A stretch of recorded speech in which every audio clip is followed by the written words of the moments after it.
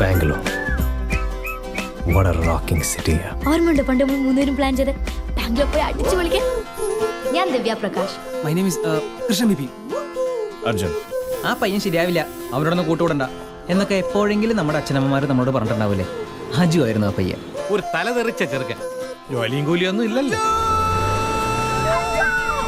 പിന്നെ ഞങ്ങളുടെ ദിവ്യ, എന്തൊരടക്കം, ഒതുക്കം, മലയാള തനിമ.